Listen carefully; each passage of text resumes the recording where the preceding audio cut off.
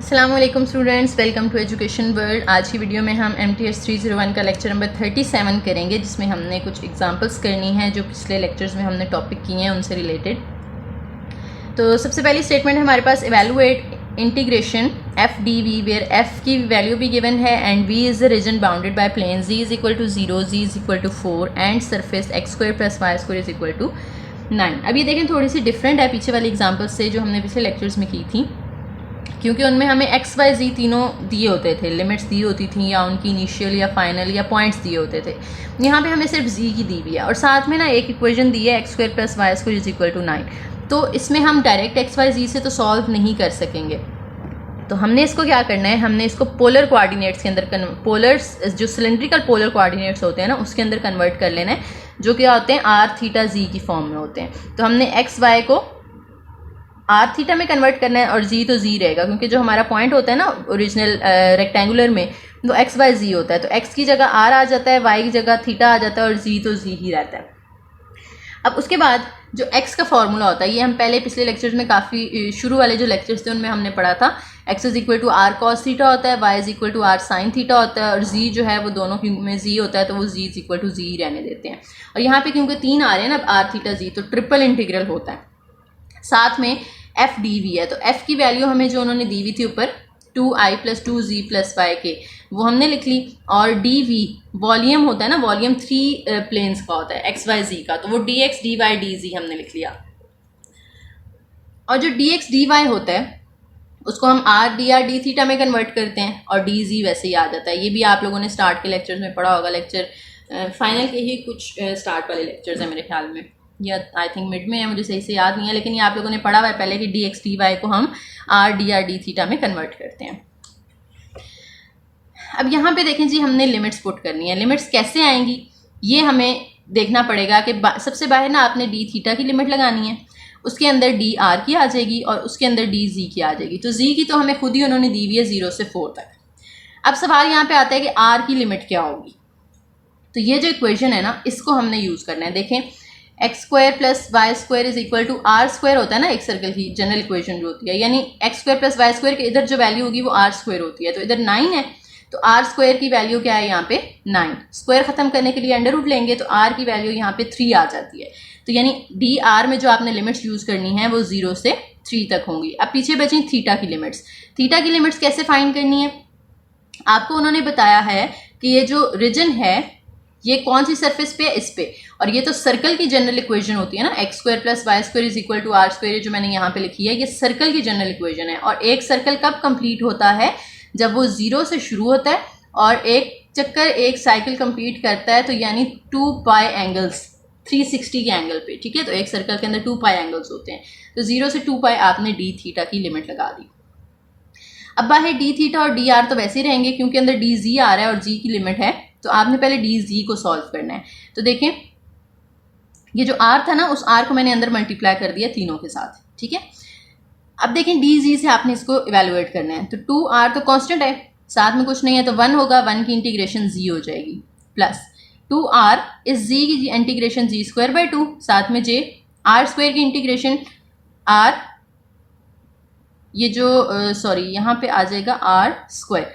अब ये are square तो कांस्टेंट है और साथ में साइन थीटा भी कांस्टेंट है, हमने तो जी के हिसाब से करना है ना इंटीग्रेट, तो यहाँ पे अंदर कुछ नहीं बचेगा, तो 1 होगा, 1 की इंटीग्रेशन जी हो जाएगी। अब इसके अंदर लिमिट्स हमने साइड पे जो लिखी थी वो पुट कर दें। अपर लिमिट 4, इस जी की जगह 4 होगा तो 4 2 8 आर आई, ये 2 और 2 कैंसिल, 4 का स्क्वायर 16 आर जे, और यहाँ पे r square sine theta as it is और इसकी जगह 4 पुट करेंगे तो 4 आर स्क्वायर साइन थीटा के आ जाएगा, बाहर डी आर और डी थीटा।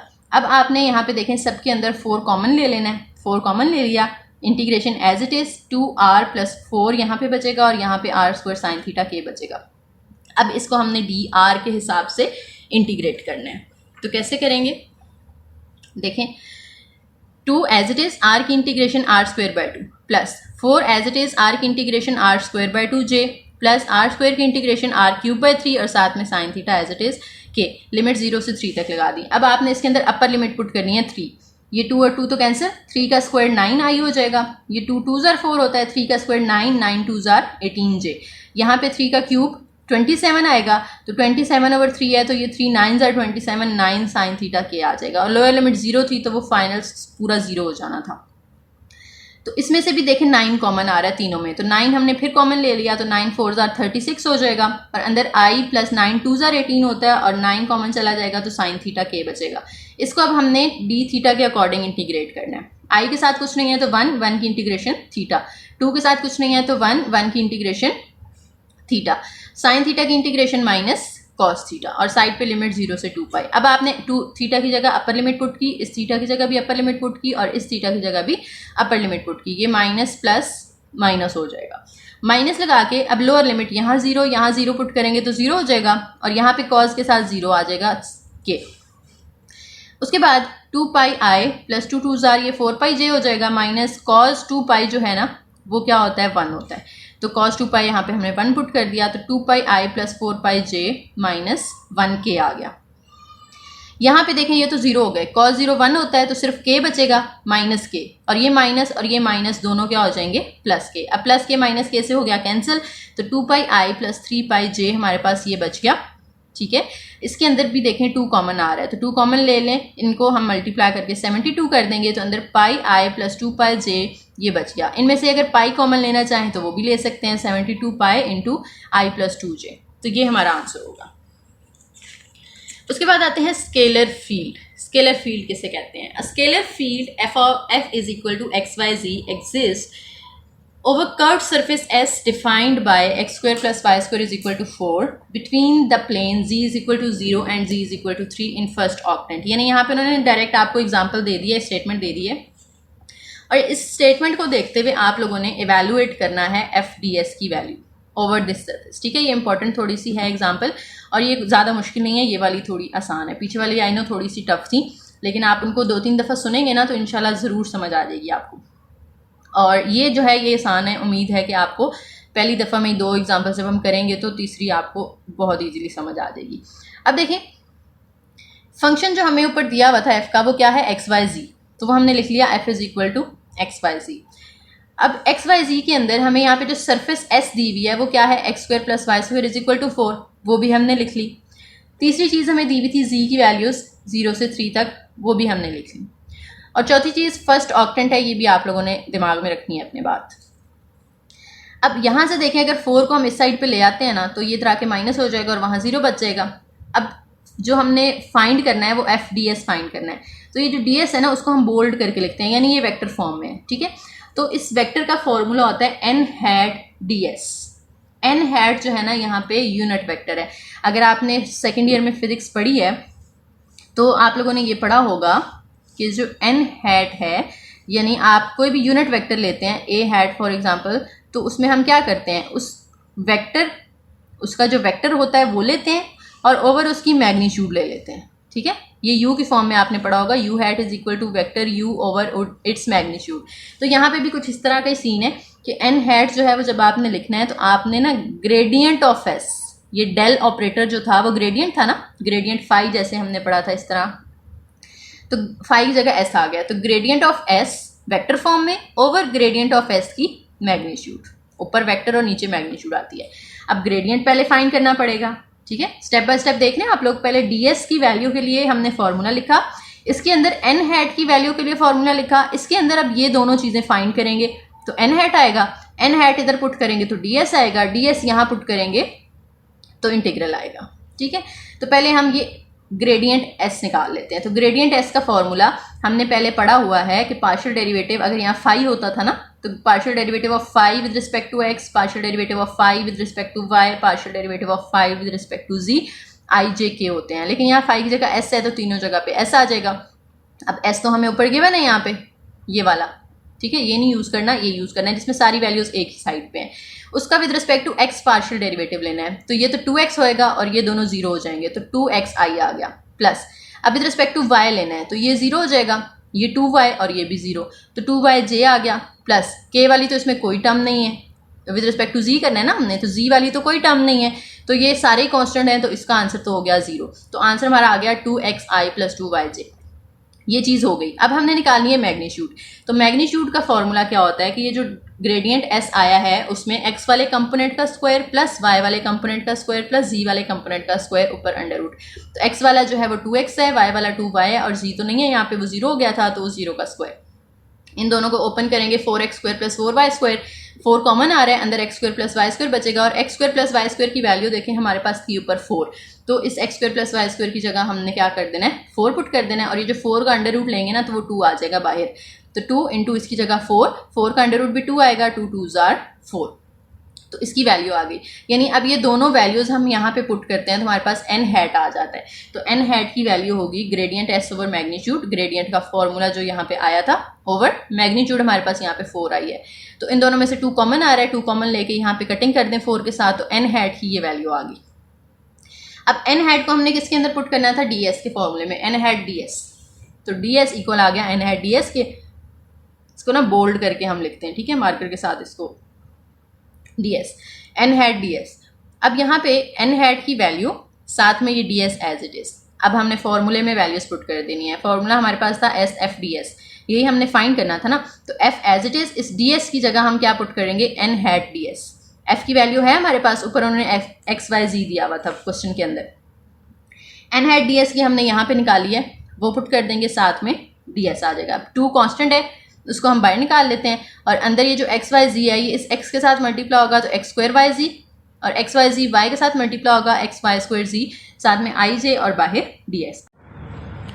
अब यहाँ पे ना हम पहले क्या करते हैं कि ये जो एक्स वाई जी है ना इनकी जगह हमने वैल्यूज़ पुट कर देनी है इनकी, यानी एक्स वाई जी की फॉर्म में नहीं होनी चाहिए तो थीटा वगैरह की फॉर्म में होनी चाहिए। आर कॉस थीटा जो हमने फॉर्मूला पढ़ा था ना, x is equal to r cos theta, y is equal to r sine theta, और जी तो जी रहता है। अब आर हमारे पास क्योंकि यहाँ पे 2 है, ठीक है, अभी हमने पीछे यहाँ पे भी देखा कि आर कैसे निकलता है। ये जो आपके पास इक्वेशन होती है ना x square plus Y square is equal to 4, इसको अगर आप कंपेयर करें x square plus Y square is equal to r square के साथ, तो ये जो आर स्क्वायर है वो 4 के इक्वल आ रहा है, तो अंडर रूट लेके आप आर की वैल्यू यहाँ से 2 निकालेंगे। तो ये हम यहाँ पे क्या कर देते हैं, इसकी वैल्यू पुट कर देते हैं आर की जगह 2, और इस आर की जगह भी 2, तो एक्स की वैल्यू 2 कॉस थीटा आ गई, वाई की वैल्यू 2 साइन थीटा आ गई। अब आपने ये जो आपका f वाला फंक्शन था एफ डी एस वाला, उसके अंदर x की जगह 2 कॉस थीटा, y की जगह 2 साइन थीटा और z एज इट इज़, यहाँ भी x y z तीनों की वैल्यूज़ पुट की आपने और यहाँ पे y का स्क्वायर लिख दिया, इसमें x का स्क्वायर था। स्क्वायर ओपन करेंगे तो यहाँ पे 2 2 4 हो जाएगा, 4 2 8, कॉस का स्क्वायर है और साइन एज इट इज़, तो कॉस स्क्वायर साइन थीटा जी आई, यहाँ पे भी 2 का स्क्वायर 4 होगा, 4 2 8 sine square theta cos theta Z J, और बाहर जो है डी एस, उसको वैसे तो हम आर डी थीटा से रिप्लेस करते हैं ना, लेकिन यहाँ पे हम इससे नहीं रिप्लेस करेंगे क्योंकि हमारे पास आर की फॉर्म में तो है ही नहीं कोई यहाँ पे फंक्शन, हमारे पास तो थीटा और जी की फॉर्म में वैल्यूज़ आ रही है ना, तो आर डी थीटा की बजाय हम उसको R D theta D G में कन्वर्ट करेंगे। अब ये जो आर है उसकी वैल्यू हमने 2 पुट कर दी, डी थीटा डी जी में जी को पहले आप यहाँ पे डी थीटा डी जी आपने दोनों लिख लिया, और इन दोनों में देखें यहाँ पे जी कॉमन आ रहा था तो वो जी मैंने बाहर कॉमन ले लिया, उसके अलावा दोनों में 8 भी कॉमन आ रहा है तो 8 को मैंने स्टार्ट में कॉमन ले लिया। अब जो लिमिट्स हैं वो कैसे आएंगी, बाहर आपने थीटा की लिमिट्स लगानी है और अंदर जी की लिमिट्स लगानी है, तो जी की लिमिट्स तो उन्होंने खुद ही हमें क्वेश्चन के अंदर दी हुई थी कि वो 0 से 3 तक हैं, ठीक है, जी की लिमिट्स हमें यहाँ पे गिवन है क्वेश्चन के अंदर 0 से 3 तक। अब बाकी बची थीटा की लिमिट्स, तो थीटा जो है वो उन्होंने हमें बताया कि फर्स्ट क्वाड्रेंट में है, तो फर्स्ट क्वाड्रेंट में क्या होता है, थीटा 0 से फर्स्ट ऑक्टेंट में तो ऑक्टेंट के अंदर 0 से π/2 तक होता है, ठीक है, तो 0 से π/2 तक ये आपने थीटा की लिमिट्स ले लेनी है।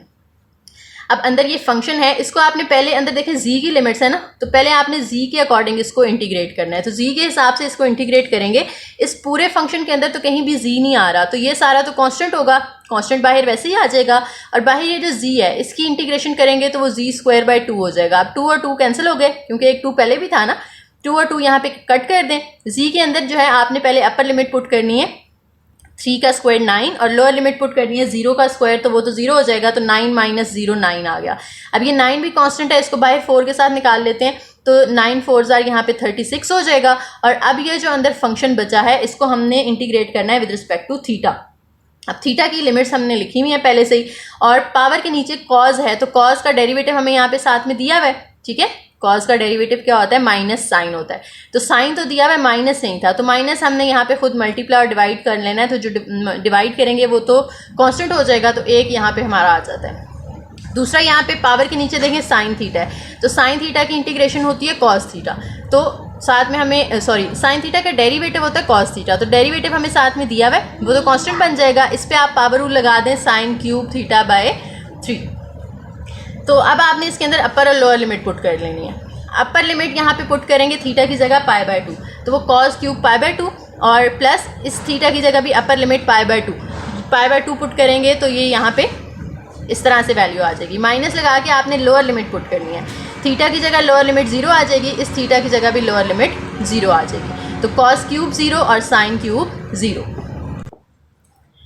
अब जो कॉस पाई बाय 2 होता है ना, वो होता है 0, यानी कॉस 90 0 होता है, तो ये वाली टर्म तो 0 हो गई। साइन 90 1 होता है, तो यहाँ पे ये 1 और j, 1 j के साथ मल्टीप्लाई होकर j आ गया, ठीक है। इसी तरह से माइनस, ये वाला माइनस बाहर एज इट इज, और ये माइनस कॉस 0 1 होता है, तो माइनस आयोटा i आ जाएगा, और साइन 0 0 होता है, तो ये तो 0 के खत्म हो गई। अब माइनस माइनस प्लस, तो i प्लस j, और बाहर ये जो इसके साथ 3, यहाँ पे हमने इन दोनों का 3 जो था ना वो बाहर निकाल लिया था, और 3 इसके साथ कट होके 12 रह जाएगा, और अंदर i प्लस j, ये आपका आंसर आ जाएगा। अच्छा जी, स्केलर फील्ड के बाद अब आ जाती है वेक्टर फील्ड। वेक्टर फील्ड के अंदर क्या होता है कि आपको फोर्स पे वेक्टर फॉर्म में दी हुई है, और एक सरफेस दी हुई होती है जिसमें पहले x और y 2 वैल्यूज थी, अब x y z 3 वैल्यूज आ गई हैं, और bounded by x is equal to 0, y 0 and z 0 in first octant. First octant है, तो यहाँ से हमें पता चल रहा है कि थीटा की लिमिट तो 0 से पाई बाय 2 तक होगी, और x y z की लोअर लिमिट्स तीनों दी हुई है, अपर लिमिट हमें फाइंड करनी पड़ेगी। तो वही काम जो हमने पहले पीछे किया था, F dot D S, vector field के अंदर तो हमने वो वाला फॉर्मूला यूज करना होता है ना, डी एस के साथ हमने एन हैट डी एस लगाना होता है, ठीक है। स्केलर के अंदर हमने r cos theta r sine theta वाला फॉर्मूला यूज करना होता है, और वेक्टर फील्ड के अंदर हमने एन हैट वाला। तो एन हैट जब आप यहाँ से निकालते हैं, तो एन हैट का फॉर्मूला हमने देखा था कि gradient S over gradient S की मैग्नीट्यूड, तो ग्रेडियंट एस पहले निकाल लेते हैं। एस आपको दिया हुआ यहाँ पे x square plus Y square is equal to 9, ये 9 इधर आके माइनस हो जाएगा और वहाँ 0 रह जाएगा, तो ये आपके पास एस आ गया। अब आपने इसका ग्रेडियंट ले लेना है। ग्रेडियंट का फॉर्मूला लिखा, partial derivative of S with respect to x, partial derivative of S with respect to Y, and partial derivative of S with respect to Z K, I J के लगा दिया तीनों के साथ। अब एस का partial derivative with respect to x लेते हैं, तो 2x प्लस 0 प्लस 0 प्लस 0, तो 2x आई आ जाएगा, प्लस y का लेंगे तो ये 0, 2y 0 0, तो वो 2yj आ गया। इसी तरह से z के अकॉर्डिंग करेंगे तो 0 0 और 9 भी 0, तो इसका आ जाएगा 2z के। तो ये हमने ग्रेडियंट s निकाल लिया। अब हमने उसकी मैग्नीट्यूड निकालनी है, तो मैग्नीट्यूड के लिए x कंपोनेंट का स्क्वायर प्लस y कंपोनेंट का स्क्वायर प्लस z कंपोनेंट का स्क्वायर, ये तीनों यहाँ पे दिए हुए थे, वो पुट किए, आई जे के नहीं साथ लगाना होता, उसके बगैर लिखना होता है। तो 4x square plus 4y square plus 4z square, तीनों में 4 कॉमन आ रहा है, अंदर x square plus y square plus z square बचेगा, और x square plus y square plus z square की वैल्यू हमारे पास क्योंकि 9 है, तो वो हम यहाँ पे 9 पुट करेंगे, 9 4 36, और 36 का अंडर रूट लें तो 6 आ जाता है। अब हमने एन हैट में जो दो चीज़ें चाहिए थी दोनों निकाल ली। एन हैट का फॉर्मूला लिखें, gradient S over gradient S की मैग्नीट्यूड, तो ग्रेडियंट एस की वैल्यू जो हमने ऊपर निकाली थी वो लिख ली, ओवर मैग्नीट्यूड हमारी 6 आई है, और इन तीनों में से 2 कॉमन आ रहा है, कॉमन लेने के बाद इसके साथ कट कर दें तो नीचे 3 बचता है, ठीक हो गया। अब एन हैट डी एस की वैल्यू निकालनी है, ठीक है। शुरू में हमने लिखा था ना एन हैट डी एस की वैल्यू चाहिए होती है, तो पहले हमने एन हैट निकाला, अब हमने इसके अंदर एन हैट पुट करके हमारे पास इस डी एस की वैल्यू आ जाएगी। तो n hat d s equal होता है जो ये वाला है, पहले हम एन हैट की वैल्यू लिखेंगे ना, 3 है तो उसको मैंने 1/3 कर दिया, अंदर एक्स वाई जी ये और d s as it is. अब एन हैट डी एस आ गया आपके पास, यानी इसकी वैल्यू आ गई है। फोर्स तो आपको पहले ही ऊपर दी हुई थी, तो दोनों का अब आपने डॉट प्रोडक्ट ले लेना है, ठीक है। एफ डॉट डी एस लगाया और डी एस की जगह एन हैट डी एस लिख दिया हमने। अब एफ की वैल्यू यहाँ पे पुट करें, dot n hat d s की वैल्यू जो थी वो पुट कर दें, 1/3 कांस्टेंट है बाहर आ जाएगा, इन दोनों का डॉट प्रोडक्ट ले लेना है। आई वाली वैल्यू के साथ मल्टीप्लाई होगी, एक्स वाई आ गया। इसी तरह से जे के साथ 2 है और यहाँ जे के साथ वाई है, तो मल्टीप्लाई होकर 2y, और जी के साथ यहाँ के साथ 1 है और यहाँ जी है, तो ये जी आ जाएगा। तो ये तो हमने निकाल ली उसकी इंटीग्रल की फॉर्म। अब हमने जो है स्फेरिकल कोऑर्डिनेट्स के अंदर इन्हें कन्वर्ट कर देना है, क्योंकि हमें यहाँ पे ना लिमिट्स नहीं दी एक्स वाई और जी की जो पैरामीट्रिक इक्वेशंस हैं वो हमें नहीं दी हुई। तो पैरामीट्रिक इक्वेशंस जब ना दी हों तो हम उन्हें कोऑर्डिनेट्स के अंदर कन्वर्ट कर लेते हैं। पीछे हमने जो स्केलर था उसको सिलेंड्रिकल पोलर कोऑर्डिनेट्स में कन्वर्ट किया था। अब यहाँ पे वेक्टर फील्ड है तो इसके अंदर हमने इसको स्फेरिकल कोऑर्डिनेट्स में कन्वर्ट करना है। स्फेरिकल कोऑर्डिनेट्स में एक्स का फॉर्मूला होता है x is equal to r sine phi cos theta, y का फॉर्मूला होता है r sine phi sine theta और z का फॉर्मूला होता है आर कॉस थीटा। r कैसे आएगा, r यहाँ से आएगा, ये जो x square plus Y square z square is equal to r square होता है ना, तो आर स्क्वायर यहाँ पे 9 दिया हुआ है, जब हम अंडर रूट लेंगे तो r की वैल्यू हमारे पास आ जाएगी 3। तो इसलिए हमने क्या करना है, इस r की जगह 3 sine phi cos theta as it is, इस r की जगह भी 3 sine phi sine theta as it is, इस r की जगह 3 और साथ में कॉस फाई। अब ds की वैल्यू निकाल लेते हैं। ds का फॉर्मूला जहाँ पे जो हमारे पास होता है ना, वो होता है r square sine phi d phi d theta.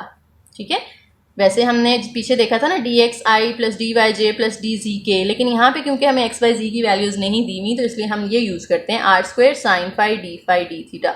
R square यानी 3 का square 9, sine phi as it is, d phi d theta भी एज इट इज़। अब आपने क्या करना है, ये जो ऊपर इंटीग्रल आया था हमारे पास, उसमें सबकी वैल्यूज़ पुट कर देनी है। ये हमने इंटीग्रल लिखा, एक्स की वैल्यू जो हमने ये निकाली है, ठीक है, वो पुट की, इस वाई की value 3 sine phi sine theta put की, 2 इंटू वाई की वैल्यू पुट की, प्लस 3 जी की वैल्यू थी 3 कॉस फाई, तो वो हमने पुट कर दी। और बाहर जो डी एस था, उस डी एस की जगह हमने 9 sine phi d phi d theta वो पुट कर दिया। अब ये सारी वैल्यूज़ पुट करने के बाद आपने देखें यहाँ पे इन दोनों ब्रैकेट्स को आपस में मल्टीप्लाई कर देना है। तो 3 3 ज़ा 9, साइन फाई 2 दफ़ा आ रहा है, उसका स्क्वायर हो जाएगा, साथ में cos theta sine theta, plus 2 3 ज़ा 6 sine phi sine theta, plus ये 3 कॉस फाई, और बाहर ये 9 वाली जो वैल्यू थी वो सारी एज इट इज़। अब ये जो 9 है ये कांस्टेंट है, तो उसको हम बाहर निकाल लेते हैं। ठीक है, 1/3 तो पहले चल रहा था, और इन तीनों में भी देखें 3 कॉमन आ रहा है। ठीक है, तो 3 कॉमन ले लें, ये वाला 3 एज इट इज़ और ये वाला 9 भी बाहर कॉमन आ गया। 3 और 3 तो कट हो जाएगा, सिर्फ हमारे पास बच जाएगा 9। अब अंदर जो वैल्यूज़ बची है ना 3 कॉमन लेने के बाद, यहाँ 3 बचेगी, यहाँ 2 बचेगी, और यहाँ कुछ भी नहीं 1 बचेगा, और यहाँ से भी 9 चला गया अंदर। और ये जो साइन फाई है, इसको अंदर तीनों के साथ मल्टीप्लाई कर दें। साइन फाई इसके साथ होगा तो sine cube phi sine theta cos theta, इसके साथ होगा तो sine square phi sine theta, यहाँ पे मल्टीप्लाई होगा तो साइन फाई कॉस फाई आ जाएगा। अब हमारे पास क्योंकि क्यूब की फॉर्म में आ गया ना और स्क्वायर की फॉर्म में आ गया, तो हमने पिछले लेक्चर नंबर 35 के अंदर मेरे ख्याल में हमने वॉलिस थ्योरम किया था। तो वॉलिस थ्योरम के अकॉर्डिंग आपने साइन क्यूब फाई की वैल्यू निकाल, क्योंकि लिमिट्स भी हमारी 0 से π/2 तक है ना, हमने पीछे देखा था फर्स्ट ऑक्टेंट है, तो 0 से π/2 तक लिमिट्स हैं। Sine cube phi d phi, इसकी वैल्यू हम पहले निकाल लेते हैं। ठीक है, साइन क्यूब फाई की तो हमने फॉर्मूला पढ़ा था n-1/n, फिर n-3/n-2, इस तरह से होता है। लेकिन इसकी पावर क्योंकि 3 है, तो यहाँ तो 3-1 आएगा, तो यहाँ जब 3-3 करेंगे तो 0 आ जाता है, तो इसलिए सेकंड टर्म हम नहीं लिखेंगे, बस इसके अंदर एक ही चलेगी। तो यहाँ पे 3-1 तो वो 2 आ जाएगा, और नीचे n की जगह 3, इसकी वैल्यू हमारे पास आ गई 2/3।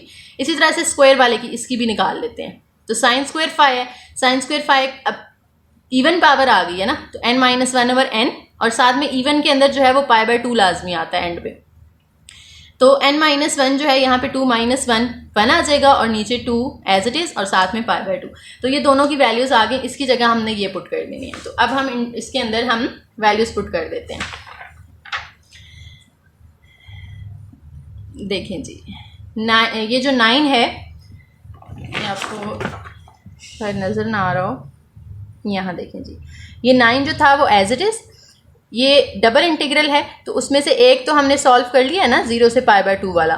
ठीक है, तो एक रह जाएगा, क्योंकि डी फाई था और डी थीटा था, तो डी फाई वाली हमने जो है वैल्यूज़ वॉलिस थ्योरम के लिए ज़रिए फाइंड कर ली हैं। तो अब सिर्फ डी थीटा की लिमिट्स आ जाएंगी, और ये जो 3 है वो as it is, sine cube phi की हमने वैल्यू निकाली है 2/3, जो इधर हमने पुट की है ये वाली। ठीक है, वो हमने यहाँ पुट कर दी। साथ में sine theta cos theta as it is, plus ये वाला 2 एज इट इज़, इसकी वैल्यू हमने अभी निकाली है 1/2 π/2, साथ में sine theta as it is.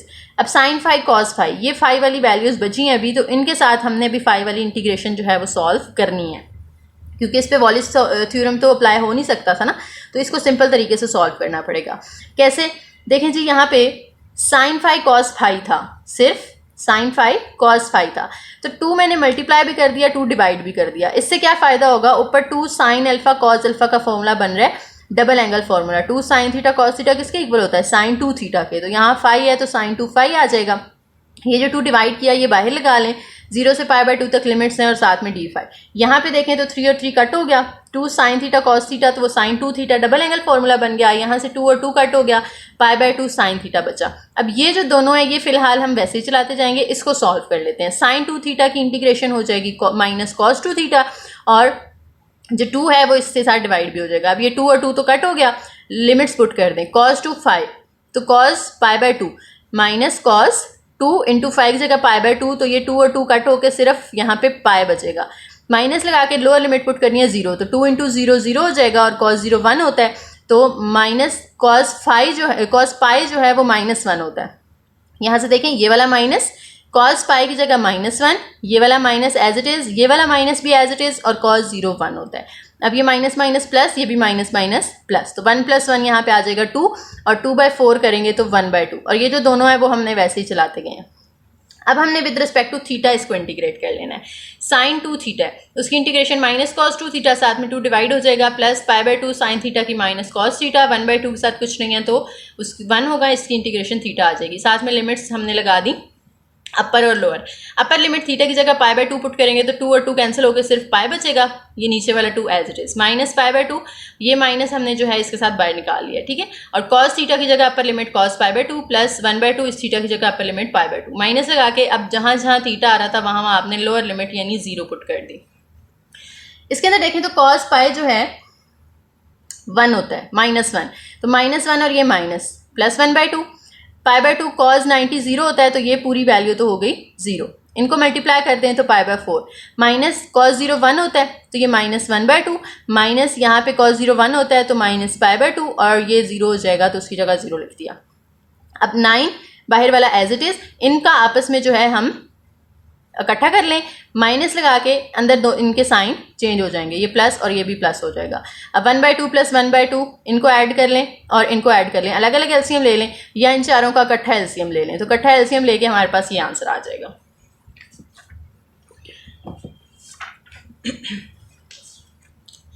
उसके बाद नेक्स्ट एग्जाम्पल है evaluate f.ds where f is equal to this and s is surface दी हुई है आपको, और ये फर्स्ट 2 ऑक्टेंट्स में है। फर्स्ट 2 ऑक्टेंट्स में होने का मतलब है कि जो लिमिट होगी वो 0 से पाई तक होगी, ठीक है। फर्स्ट ऑक्टेंट में 0 से π/2 तक होती है, फर्स्ट 2 के अंदर 0 से पाई तक होती है। बाउंडेड बाय प्लेन z की वैल्यूज आपको z की लिमिट्स दे दी गई हैं और y की एक लिमिट दी है 0।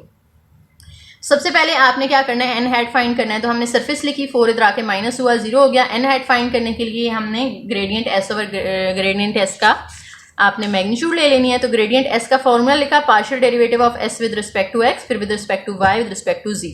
x के हिसाब से करेंगे तो 2x आएगा, y के हिसाब से करेंगे तो 2y आएगा, और z के हिसाब से करेंगे तो 0 आएगा, तो 2xi प्लस 2y। अब इसकी मैग्नीट्यूड लेनी है, 2x का स्क्वायर 2y का स्क्वायर, ये 4x square plus 4y square होगा, 4 कॉमन लेंगे, x square plus y square, x square plus y square की जगह हमने पुट कर देना है इज इक्वल टू, क्योंकि वो 4 है तो 4 4 = 16 और उसका अंडर रूट लें तो 4 आता है। तो n हैट की वैल्यू में आपने ऊपर डेल s की और नीचे उसकी मैग्नीट्यूड पुट की, 2 कॉमन लेके कट कर दिया, तो हमारे पास इसकी ये वैल्यू आ गई। अब हमने इंटीग्रेशन वाले उसके अंदर फॉर्मूला के अंदर वैल्यूज पुट करनी है, f.n हैट ds, तो f हमें क्वेश्चन के अंदर दी हुई थी, डॉट n हैट की हमने ये वाली वैल्यू निकाली है वो पुट करें, और बाहर क्या आ जाता है, ds आ जाता है।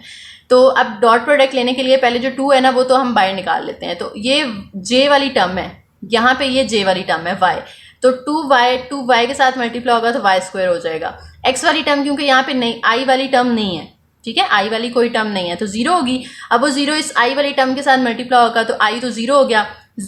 k वाली टर्म यहाँ पे z है और यहाँ पे k वाली टर्म नहीं थी, तो z इधर 0 के साथ मल्टीप्लाई होके k भी 0 हो गया, तो सिर्फ y की वैल्यू आ गई।